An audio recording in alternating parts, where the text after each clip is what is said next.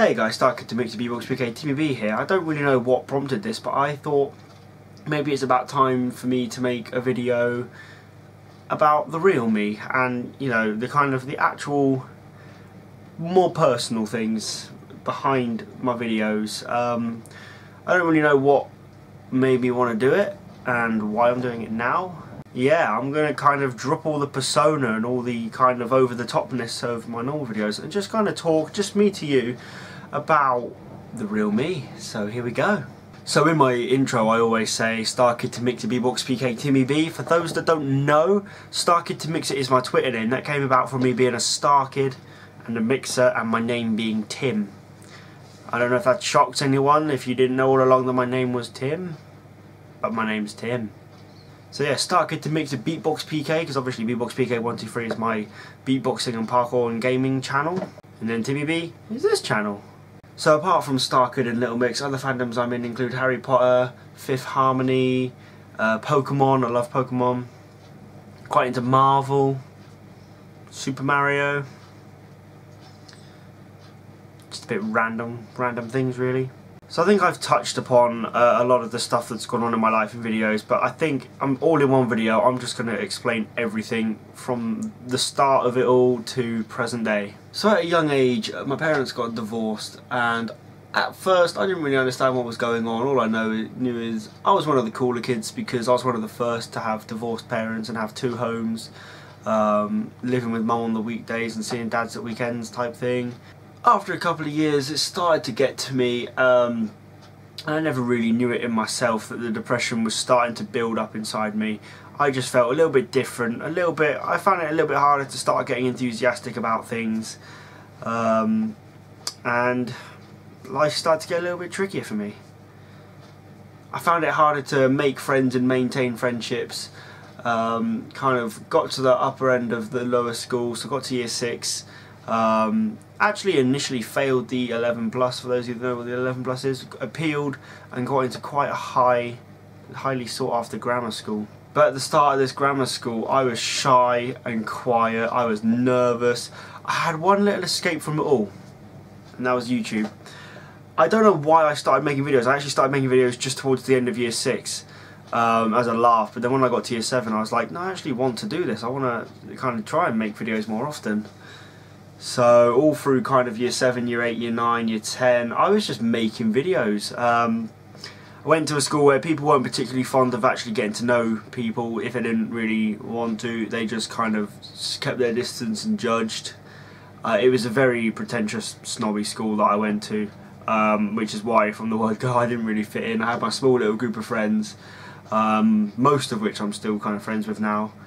But even my friends didn't know what was going on with me. It only actually all came out about year 11. I did take a little psychological test thing, and it did turn out I had more than depression, but we'll get to that. I'm going to say about something else a bit different first. I adopted the fanboy lifestyle from quite an early age. I remember like celebrity crushes is something that some people are like, oh, well, you know, why would you do that? And I was one that quite quickly picked up on some.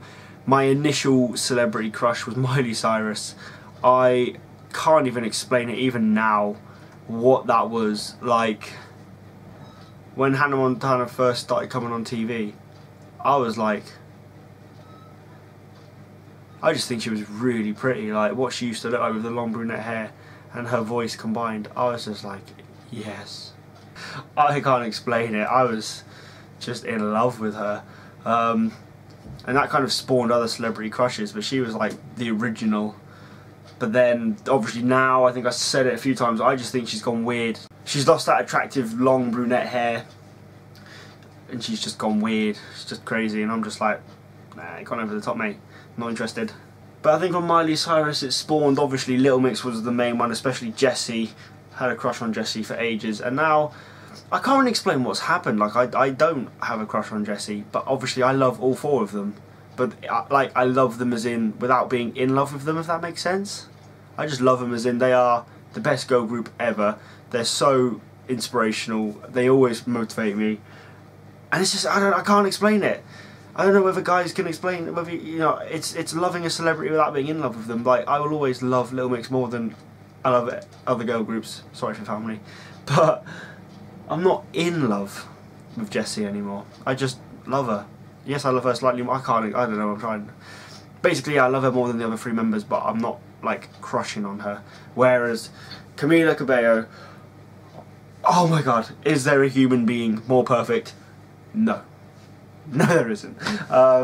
So yeah, my celebrity crush is Camila Cabello, who is the fucking fit Latina one from Fifth Harmony, born in Cuba, and she's just amazing. Like, I can't explain it. This isn't love. This is in love. I'm crushing on her so hard. It's just like, please meet me.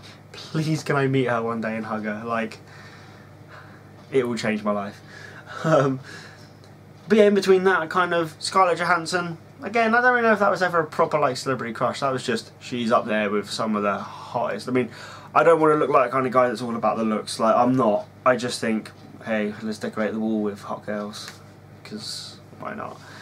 Like, Scarlett Johansson's like, damn, girl. But also on the other side, she's really talented. She is mildly trained in martial arts, but more like the theatre side of martial arts, you know, stage fighting, not actually proper beating the crap out of someone because they stole stuff. And yeah, one thing I should probably say is I normally drink coffee and I'm really alert in videos, and I haven't. I'm feeling tired, so this is probably why I'm talking a little bit more slurred. And I've got my notes there, and I've got a bright light there, I've got stuff going on there, and I've got stuff keeps me wobbling in because I'm moving it with my leg, so I'm very distracted in this video. But yeah, the celebrity crushes really helped me, because at this stage in my life, so we're still talking about year 10-ish, I had been diagnosed with, this was more like towards the end of year 10, halfway through year, wait, what was it? It was halfway through year 11 actually. Yeah, depression, anxiety, stress, like over the top stress that, you know, could have killed me if I would have let it keep going. Escalating anger to the point that I almost become a version of myself that isn't myself. Like, the other side of me just takes control, and I would, you know, I was attacking people, I was punching hard, I was punching to break ribs. I wasn't just trying to get people off me, I was assaulting, and I was just like, nah, this needs to stop. So yeah, basically, it didn't really help that I was at a very upper class school, coming from a broke ass family, that, you know, you get the kind of school that everyone judges you by the clothes you wear, you know, what's on your wrists, what's around your neck, what's in your ears, and I'm like, mate, my family could barely even afford to pay the bills at the time that I was at school. I was lucky that I even had hot water. A lot of people judged me because I didn't have any luxury accessories. I didn't even see the point. I was sitting there thinking even if I had the accessories, I wouldn't, because materialistic people piss me off. So again, all the way through kind of going into sixth form, I still kind of kept to my YouTube. That was my happy place. That was where I was able to be me, because I was shutting myself away at school so much. No one really got the chance to know me unless they actually sat down and had a proper chat with me, and it would take days of non-stop trust for me to slowly start opening up. So I had my YouTube channel, TimmyB. I also started up a channel with my mate James. We were the Pink Ninja 666. I think some of the best memories from my life came out of that Pink Ninjas channel. It was so dumb. I think I'm going to leave some links below to some of my favourite Pink Ninjas videos. And if you're awesome, you could just type in Pink Ninja 666 and just discover we were so dumb, but we probably, like, I don't know, it was funny. But originally on TimmyB I just kind of uploaded vlogs like I'm vlogging now. Like, it was just kind of like a video diary. I tried to be creative. I did do the occasional bit of free running. But yeah, it was like just kind of like random videos. And then from out of nowhere I decided to spawn BeatboxPK123, which became my gamertag, and it's become who a lot of people kind of think I am. And in a way, I'm not happy with that anymore. Like, I'm not BeatboxPK123, I'm Tim. I'm the guy that had depression, anxiety, anger, stress, just too many mental issues going on, and I defeated them all. But a lot of people on YouTube don't know that about me. So I kind of stopped referring to BeatboxPK as my main channel, and I just had two equal channels. I had the BeatboxPK123, which, you know, beatboxing, free running and game captures, and then I had this one, which was vlogging, impressions, and just kind of silly videos, because that's originally why I'm here. That's why I'm on YouTube, was just because I liked making silly videos. I liked kind of forgetting the world existed and just making silly videos and then sharing them with people in the hope that they would see them. I never did it for views or money. I just happened to have got lucky that I got enough views to start making money, and then at the moment the views have dropped, so there's not much money in it for me anymore. But that's not going to stop me, because it's not why I did it. It's not why I started it, and it's not. If I ever did get big on YouTube, it wouldn't be my main reason for doing the videos. My main reason for doing videos is because I love to film and edit videos. I love trying to come up with something creative, and I just like sharing it, and I like getting feedback. I don't care whether it's, you know, 1 view, 10 views, 100 views, 1,000,000 views. It just doesn't bother me, the number. So now as we go past year 11 into year 12, so where I'm from, year 12 and year 13 are like sixth form. It's like a built-in college. Sometimes there are sixth form college. This was a sixth form built into the school, so it's just an extension. Year 12, year 13 was just hard work. It was very hard work for me, because everyone else kind of done this, yeah, whatever, GCSEs, going to hell. I had gone GCSEs, hit depression, hit everything else, everything's escalated, had to knock myself right down to build myself back up. I had to rediscover myself. I had to go and see a psychiatrist for however many sessions I had to go for to get better. So I had too much going on in my head. So coming up to the end of my first year of sixth form, I actually was in a meeting with the head teacher discussing whether or not I should get kicked out of the school, because my grades were so bad. Luckily they gave me a chance, and they did kind of, I think a lot of them could kind of see in me, in the way that I was, that something was going on in my life. So they gave me a second chance. I actually had a load of one-to-ones with a load of my teachers and tutors, resat some exams whilst doing my year 13 exams, and managed to pass. What did I finish with? 3 C's, because I dropped maths. Maths was a pile of shit. Maths up to GCSE, I just aced it. Literally, I got A stars and was like, psh, this is easy shit. Started A-level maths, I was like, well, this isn't real life maths that actually applies to anything other than when you're sitting in the exam. Whereas GCSE maths is common sense maths, it's life maths, it's stuff that we're going to use every day. So I think that's what it was. My brain shut off because I was like, this maths is dumb. So I dropped that, which meant I could spend more time on the other subjects, and then turn my grades around. Went off to uni, which is where the next bit of the story happens. Actually, one thing I should have explained before that was another side of my life, another personal thing that I haven't really spoken too much about on YouTube, is like relationships and love and stuff. Obviously, I'm the kind of person that falls in love with celebrities because they're amazing. Through school, I had so many short relationships. I think my shortest relationship was 3.5 days. My longest actually was like a year, but it was almost, we were too young to really understand what was going on in life. And as I started to think, I wanted someone, like, going through school was a bit tougher for me because all the guys became a bit more interested in literally like the physical side of it and the sex.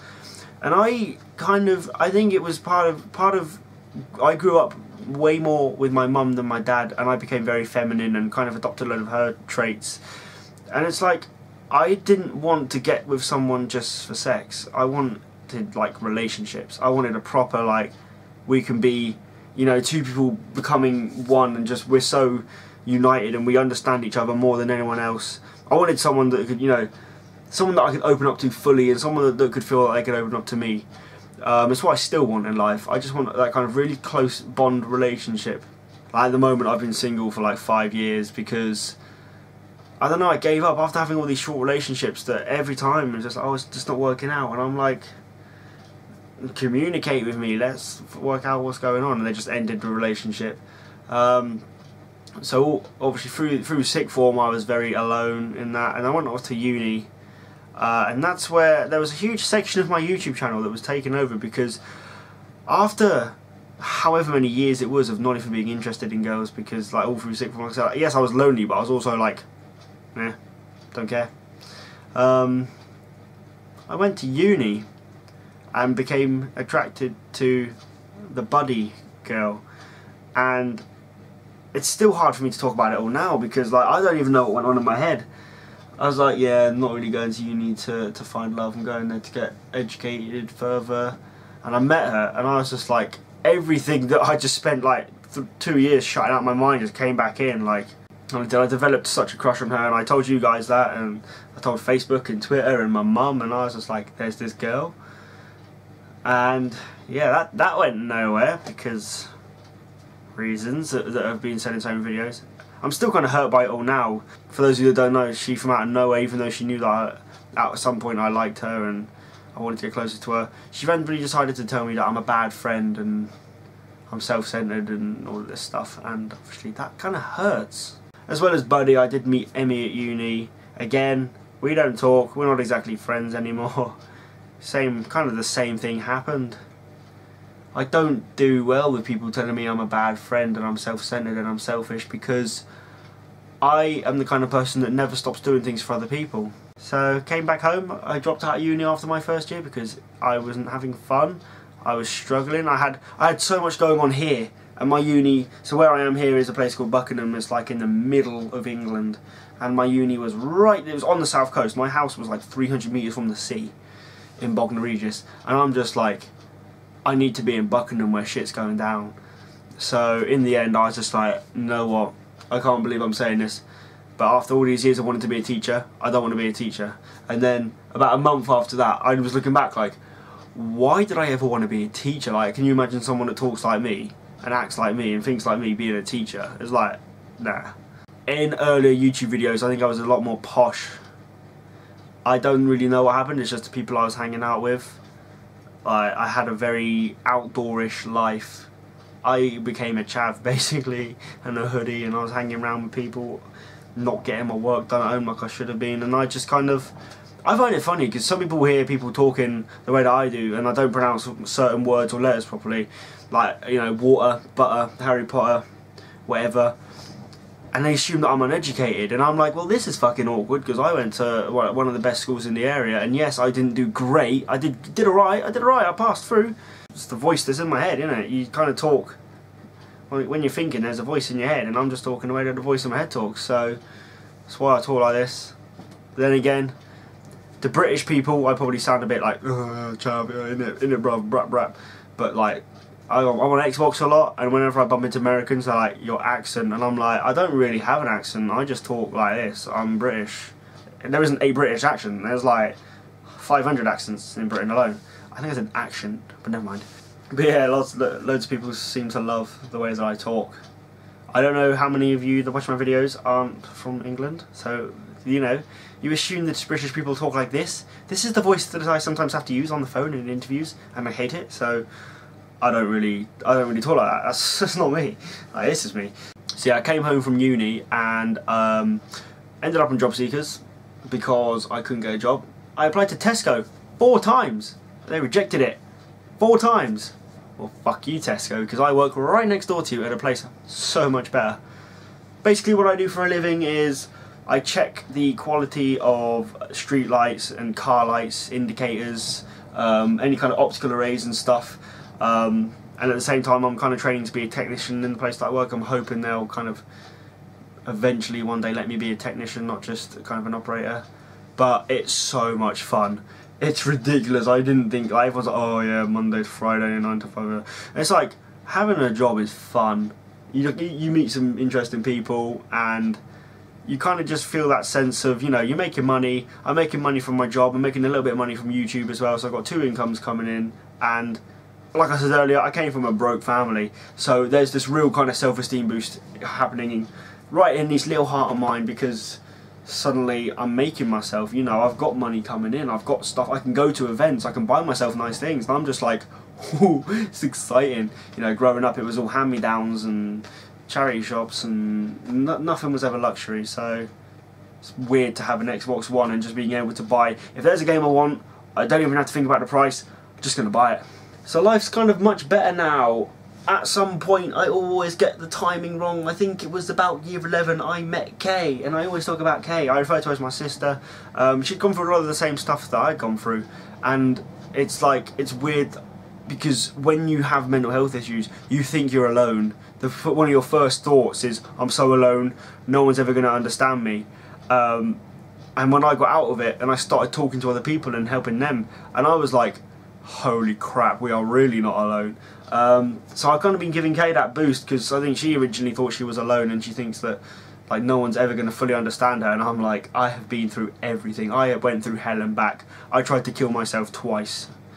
Okay guys, this is the darkest part. I planned out some suicides, and 2 of them I tried to execute, and clearly they failed, and words cannot explain how I'm gonna break out, hang on guys. Words cannot explain how thankful I am that they failed, because I wouldn't be here today and I wouldn't be able to help people like Kay out. I was so set on ending my life. I can't even explain it. I was literally like, well, I'm not going to be here tomorrow because I'm killing myself. I planned it all out. You know, it's going to be wait till people are asleep, wait till midnight, and like, there's a girl called Meredith who I don't really talk too much anymore, and it kills me because she stayed up that night that I was going to kill myself and stopped me doing it. She kind of sussed out that I was going to do it. She sussed out something was wrong. She started talking to me over Facebook. And we weren't even close. She added me because she was my friend's little sister who was in some of the same fandoms as me. And we got really close after that because she stopped me from doing something I would have regretted if I'd have done it. And I wasn't able to sit here in front of you guys and say, you know, life does get shit for all of us. Sometimes it is unbearable. It hurts so much just to be alive. But there's always a way out that's not anything deadly, you know, no suicide, no self-harm. You can get out. You'll be surprised. You'll meet people in life that is just like, you don't even think that they're going to be there. You don't expect them to be the kind of people that they are, and they'll help you out so much if you just trust them, just a little bit of trust. People want to help. There are a ridiculous amount of people in life you'll meet that aren't going to want to help you, but there are a few that really will help you. So yeah, like, everything's weird now because I look back on my past and I'm like, so many years of my childhood are missing because I didn't get the full experience because I was so busy dealing with all the mental health going on. Like, I wish I could go back and do it all again. I wish I could get better. I think that's the one thing that everyone says, like, when you go through your depression, and I had, like, what was it for me? It was like 4 or 5 years ate away at me. And I'm just like, imagine if I could take everything that I learned right at the end and just apply that at the beginning and get my childhood back. I'd love it. I think that's why I'm so immature now, because I had, what was that? What is 5 years in days, guys? That's where it gets a bit, you know, that's where you start to look at it. You're talking like 1,500 days of non-stop torture and just wanting to not exist anymore and feeling so alone and empty and cold.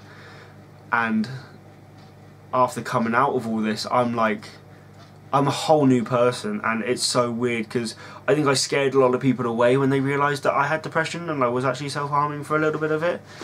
So it's like, you know, I can't even put into words like the feeling of coming out of all of that and being like, the sigh of relief if it's all over, and you think you're either gonna have to kill yourself early, or it's gonna haunt you and take over your life, your entire life.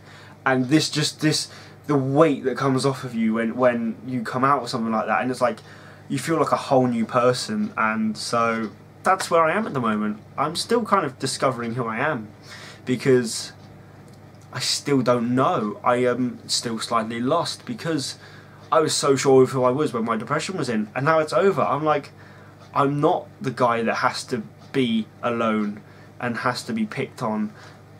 And yes, I'm misunderstood, but I don't have to be. People out there do want to know. It's just I happen to be surrounded by other people that don't want to know. So it's like, I don't know where life's going to take me, and that's quite exciting for me because it was all in my head, and I knew what was happening with my depression, and or at least I thought I knew.